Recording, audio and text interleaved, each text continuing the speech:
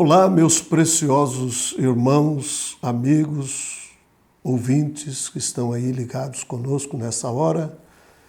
É um prazer estar com vocês mais uma vez para mais um programa Semente de Vida.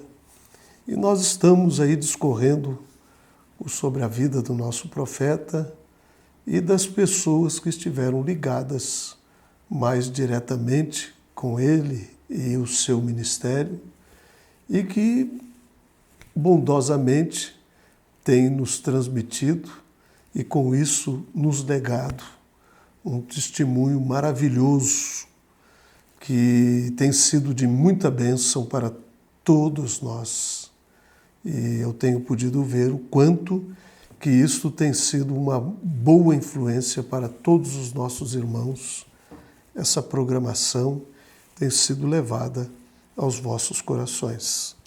E eu quero, desta feita, continuar discorrendo aqui sobre alguns personagens.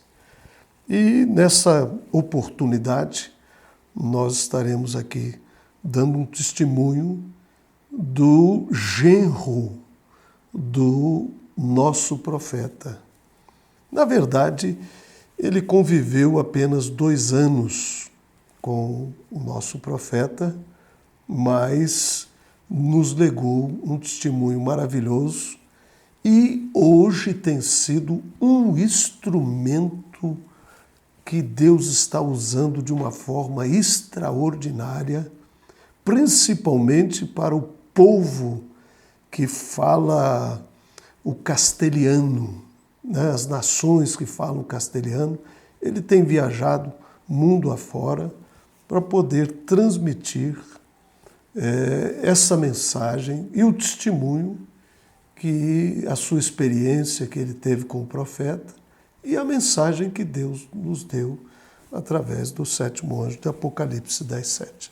Então, eu quero, para tanto, ler uma escritura que está lá em São João, no capítulo 15, no versículo... Deixe-me ver aqui, que eu vou tomar apenas a parte B do versículo 15.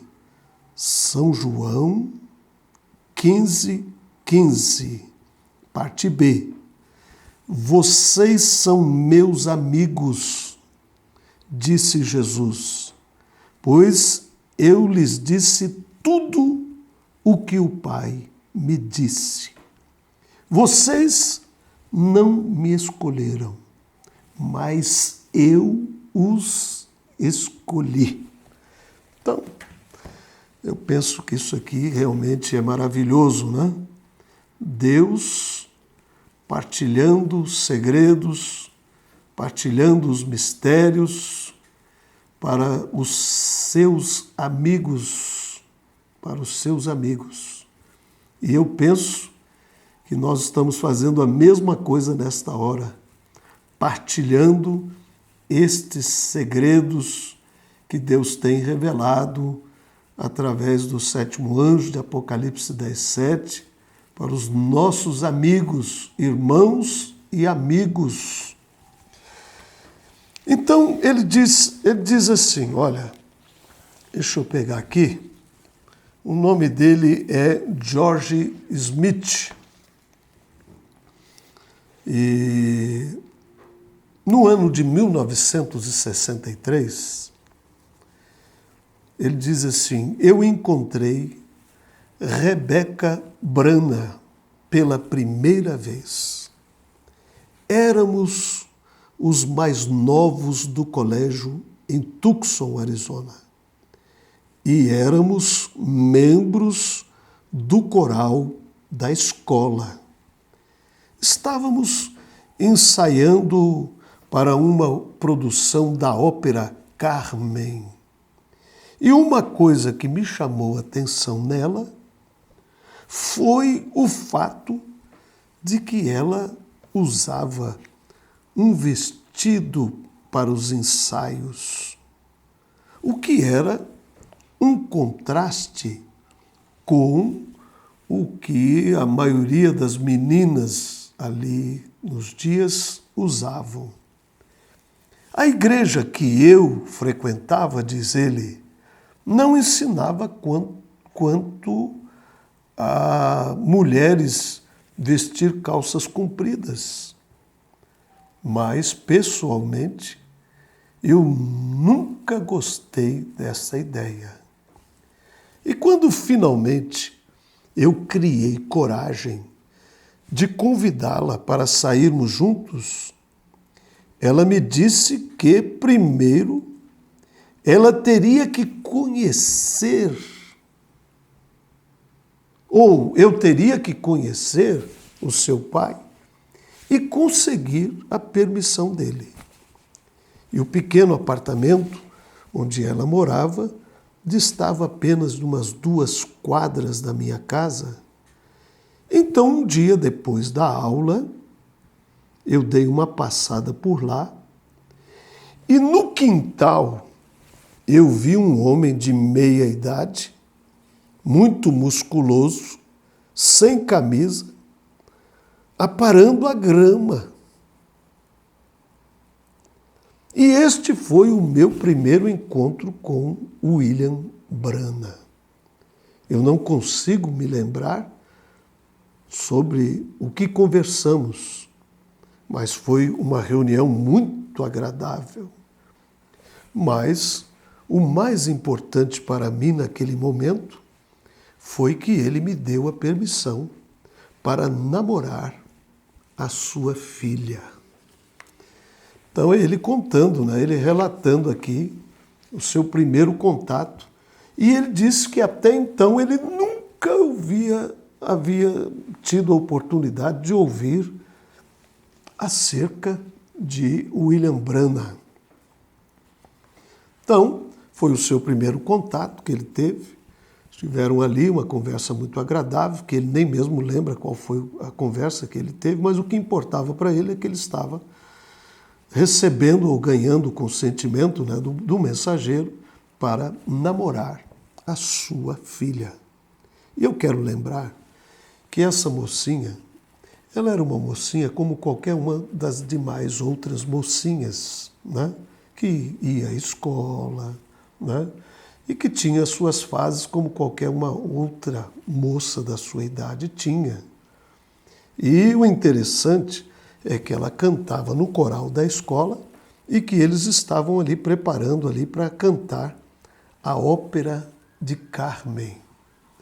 Então, são umas certas coisas que logo você já fica assim, bom, a filha do profeta, Então, se a gente parar para poder analisar uma série de coisas, a gente vai ver que, por um outro lado, há muito radicalismo com relação a muitas coisas que tomam lugar, principalmente os nossos jovens. É certo que é preciso uma certa severidade com os nossos filhos, mas às vezes nós excedemos. Às vezes somos empurrados por um espírito religioso, e chegamos mesmo a pensar que somos melhores do que as demais pessoas que estão lá fora no mundo, mas nós somos tão seres humanos como qualquer um outro ser humano.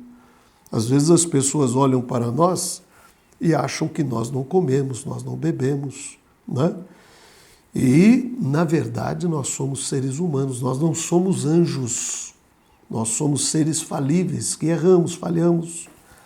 E estamos sempre prontos para voltarmos e acertarmos quando estivermos errados. E o certo é que nós erramos muito, falhamos muito. Mas como diz o nosso profeta, que os nossos erros não sejam para que as pessoas tropecem. Ou seja, que os meus erros não sejam pedra de tropeço para ninguém, mas que seja uma pedra de ajuda para que as pessoas venham dar um passo para estarem mais perto de Deus, porque este é o objetivo principal. Então, eu vou me adiantar um pouquinho aqui, porque o tempo não nos permite detalharmos muito as coisas, Mas eu estou lá no ano de 1963, ele já havia conseguido a permissão, já estava namorando a filha do profeta, e nesse ano, em junho, no ano de 1963, o irmão Brana pregou no hotel Ramadaim, lá em Tucson. E esta foi a minha primeira experiência em um de seus cultos. Eu nunca tinha visto ou ouvido nada parecido antes. Lembro-me de pé lá fora, sob o céu iluminado pela lua, tarde naquela noite, depois do culto e orando: Senhor, o que eu vi hoje à noite ou é 100% o Senhor, ou ele é o maior engano que já apareceu. Deus deixou claro para mim que não era engano, mostrando-me tudo que o irmão Brana pregou naquela noite combinava perfeitamente com a palavra escrita de Deus. Ele não estava tentando fazer a sua pregação combinar com a teologia de alguma outra pessoa, mas ele estava em contato direto com Deus. E é isto que fez toda a diferença.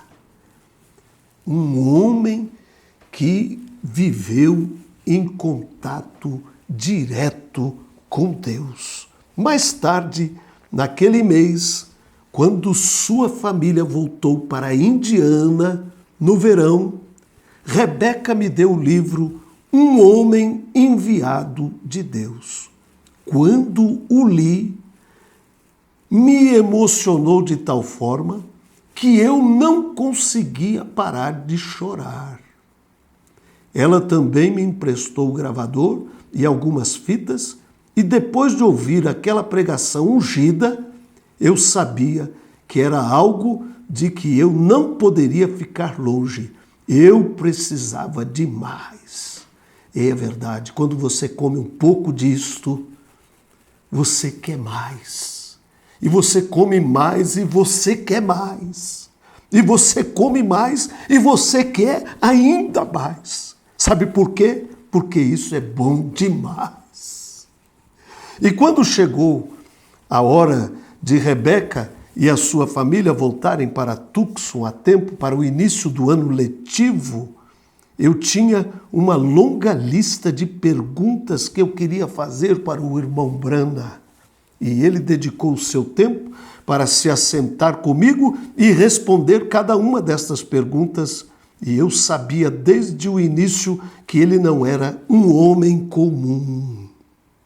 Mas depois disso, eu soube sem sombra de dúvida que ele era um profeta de Deus. Oh, que coisa! E eu penso que todos os verdadeiros filhos eleitos de Deus, quando entram em contato com isto, entram em contato com esta mensagem do sétimo anjo, você sabe que ele é um homem de Deus, você sabe que ele é um profeta enviado de Deus para restaurar a palavra para esta hora, para esse tempo no qual nós estamos vivendo.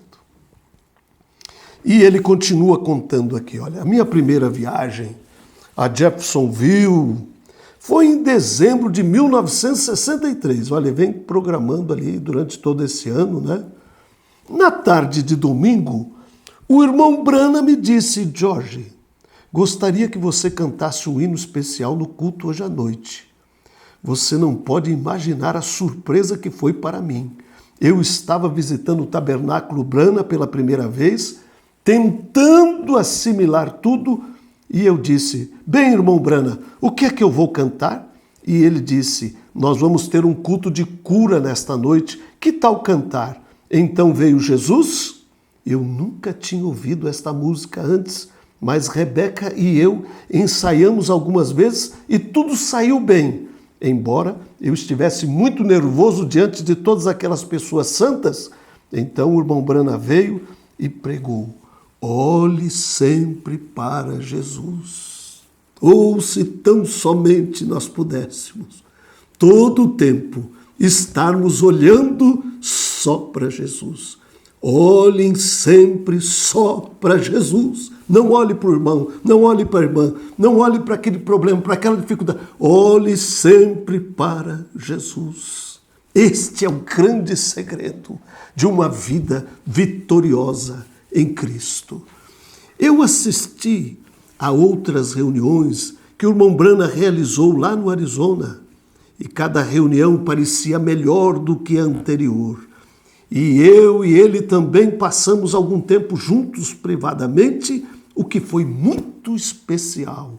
A maior parte do tempo que eu passei com ele, sentávamos e falávamos sobre a palavra. Parecia que ele me interrogava para testar o meu conhecimento da Bíblia. Naquela oportunidade, ele me incentivou a continuar. Olha que coisa, irmãos. E naquela oportunidade, ele me incentivou a continuar a frequentar a Igreja Batista e levar Rebeca comigo. Ele mesmo foi conosco algumas vezes. Se a gente pudesse parar um pouquinho e refletir um pouco acerca destas coisas, com toda certeza, nossas atitudes seriam muito diferentes diante de diversas situações que se colocam pelo nosso caminho afora.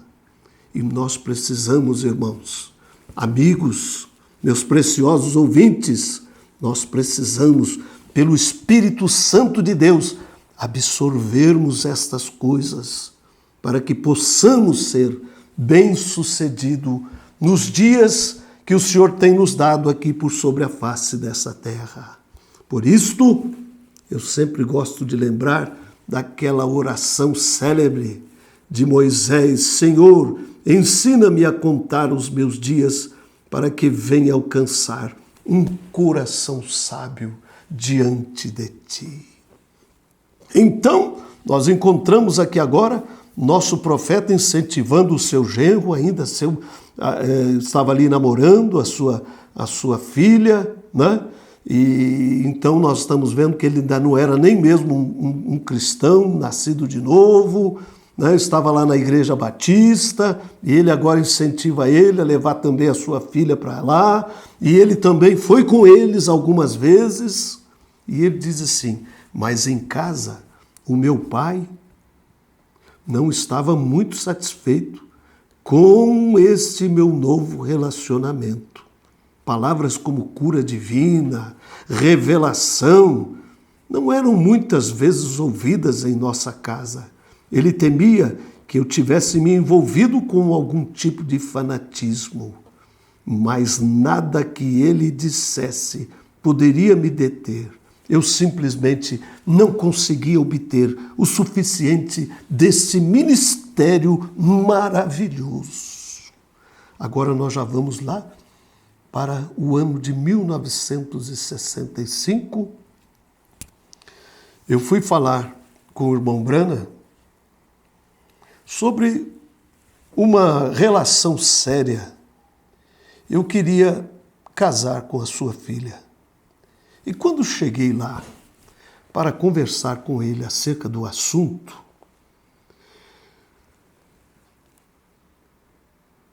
ele parecia um pouco nervoso. E ele começou a me contar sobre muitas coisas de suas viagens para o exterior e coisas que ele tinha visto o Senhor fazer ali nos cultos. E ele também falou de várias experiências de caça. Relembrando os fatos, eu acho que ele estava mais nervoso do que eu, porque ele falou sem parar por 2 horas. Imagine! Né? Finalmente, eu tive que interrompê-lo e então eu disse: irmão Brana, isso tudo é muito maravilhoso e eu estou gostando, mas eu tenho algo que eu gostaria de lhe pedir. Eu amo Rebeca e eu preciso saber se posso me casar com a sua filha.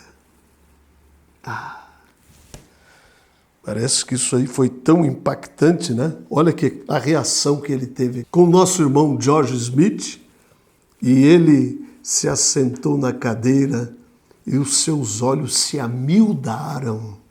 Depois de um momento, quem sabe um silêncio reverencial, ele disse: claro, George, vocês podem ter a minha permissão para ficarem noivos, mas nenhum de vocês sequer pensem em casamento até que vocês recebam o batismo do Espírito Santo. Meu Deus! Então ele permitiu que eles ficassem noivos, mas nem sequer pensem em casamento sem que antes vocês recebam o batismo do Espírito Santo. E eu disse: sim, Senhor, o Senhor está certo. Muito obrigado. Então assim foi, né? Essa parte aí surpreendente, maravilhosa, né? Dessas experiências que o irmão George Smith teve com o nosso profeta, ainda jovem, né? E ele continua aqui relatando uma série de coisas que eu também gostaria de continuar transmitindo para vocês. E são coisas simplesmente maravilhosíssimas, né? Que são bênçãos para a vida da gente. Então, sabiamente, o nosso profeta agora concede ao nosso irmão George Smith que fique noivo com a sua filha, mas, no entanto, disse a eles: vocês nem sequer pensem em casamento até que vocês recebam o batismo do Espírito Santo, até que vocês finalmente sejam convertidos, né? Porque esse batismo do Espírito Santo é a consumação da nossa conversão em Deus, em Cristo. Em minhas conversas com o irmão Branham, quando eu estava presente, quando ele falava a outros, eu notava que às vezes ele era muito direto, não deixava dúvidas quanto ao significado de suas palavras. Mas em outros momentos, parecia que não ia direto ao assunto, ou que às vezes parecia ser dicas e sugestões. Se a pessoa não captasse o que ele queria transmitir, ela passava por alto aquilo. Ele não era uma pessoa autoritária, como infelizmente muitos de nós temos sido. Então aqui está o testemunho do seu genro, George Smith, ainda jovem, né? E ele dizendo que às vezes o irmão Branham entrava diretamente, outras vezes ele quase que sugestionava, se a pessoa entendia bem, se não captasse, estava também tudo bem. E ele está dizendo aqui que ele não era uma pessoa autoritária. E eu penso que isso aqui é algo muito bom para nós, principalmente ministros, sabermos, né? Você está ali, esposa, né? Esse autoritarismo todo, onde é que nós vamos chegar com tudo isso, né? Então, ele não era uma pessoa autoritária, ele sempre foi educado, ele nunca foi arrogante também. Eu nunca o vi ostentar eu primeiro, em atitude ou em qualquer situação. Aliás, nós temos visto isso através de todas essas programações, que ele não fazia questão alguma de ser primeiro em coisa alguma. Muito pelo contrário. Ele achava, se sentia muito melhor dando o seu lugar para outros do que propriamente usufruindo disso. Então aqui está também mais uma confirmação de alguém que esteve ali convivendo com o nosso profeta e que é muito importante para nós. Eu sei que os nossos irmãos, principalmente, estão desfrutando, né? Vocês que estão aí acompanhando a programação, estão desfrutando dessas bênçãos maravilhosas, desses testemunhos maravilhosos de pessoas que estavam ali e conviveram com o nosso profeta. Isso tem sido de uma grande ajuda para todos nós. Tem sido, aliás, uma bênção extraordinária.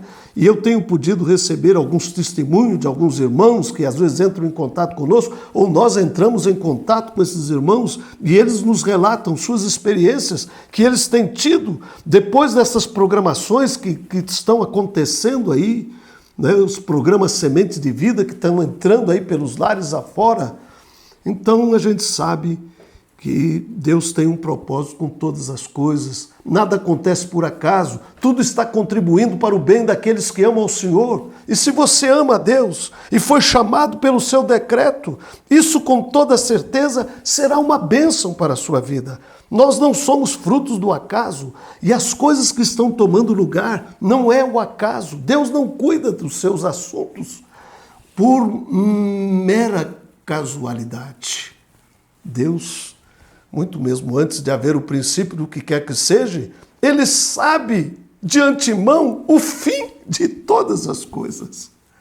É por isso que Ele pôde predestinar, porque Ele sabia de antemão o que eu seria, o que você seria, o que nós seríamos, o que nós faríamos diante das situações que estariam acontecendo à nossa volta. Tudo isto Ele já estava a par.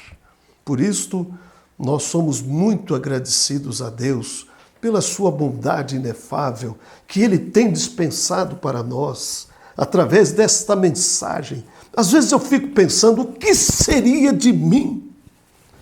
Com toda certeza, eu nem existiria mais se essa mão terna de misericórdia de Deus não tivesse descido por sobre a minha vida. E nem por isso eu me sinto melhor do que quem quer que seja. Muito pelo contrário, às vezes me sinto como que o pior de todos.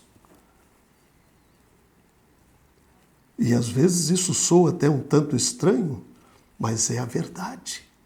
Quantas pessoas melhores do que nós, e no entanto, Deus passou por cima delas e veio a nós, e manifestou a sua graça e nos revelou o que Ele está fazendo através da mensagem do sétimo anjo de Apocalipse 10:7, e isto tem passado por sobre a cabeça de tantos, e Deus nos escolheu, como nós acabamos de ver aqui agora.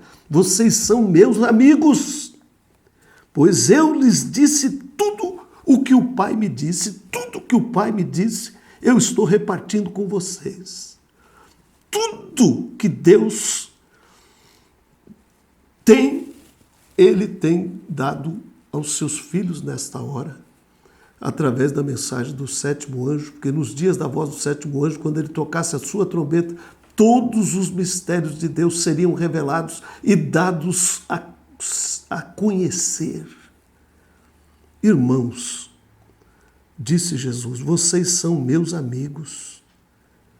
O que é que nós fizemos para sermos amigos de Deus? O que é essa graça, meu amado? Pense um pouco acerca disso. Veja o quão grandioso é isso. E isto tem nos alcançado nesta hora. Como disse Pedro, que pessoas nos convencerem santo trato e piedade, sabendo de todas as coisas que estão por tomar lugar nesta hora. Amados irmãos, amigos, vocês que estão nos ouvindo nesta hora. Ai, se eu pudesse tão somente de alguma forma fazer com que isto fosse vivificado tão tremendamente, tão vividamente nos vossos corações nesta hora, para que vocês pudessem estar desfrutando dessa bênção. Isto é mais do que o mundo, é mais do que o mundo tem para nos oferecer. Ainda que tivéssemos tudo aqui, isto não seria nada se não tivéssemos Jesus, se não tivéssemos a mensagem do sétimo anjo nesta hora. Meus preciosos, o tempo não nos permite ir mais. Na próxima programação, nós vamos continuar aqui vos relatando acerca do nosso irmão George Smith, que eu olhei aqui, ainda tem tanta coisa, e se eu for tentar correr aqui, o tempo não vai me permitir, vai ficar a coisa toda assim de... Não, vamos tranquilo. Afinal, nós não estamos mais preocupados com o que quer que seja aqui nessa vida, irmãos. Nós estamos interessados nas coisas do Senhor. Nós estamos interessados no mover do Espírito Santo para essa hora, para esse tempo no qual nós estamos vivendo. E aqui na mensagem, o Verbo se fez carne, olha o que o profeta nos diz aqui. Quão eterna é a palavra de Deus. Os tempos mudarão, anos vêm e se vão, as eras do tempo vão passar, mas a palavra de Deus permanecerá para sempre. Ó Senhor, deixa-me esconder a tua palavra no meu coração, para eu não pecar contra ti. Deixe-me meditar nela de dia e de noite. Deixe-me escrever os teus mandamentos sobre a minha cabeceira. Deixe escrevê-lo nas tábuas do meu coração. Deus te abençoe, meu precioso amigo, meus preciosos irmãos e ouvintes. Que a graça maravilhosa do Senhor esteja sempre abundante por sobre as vossas vidas.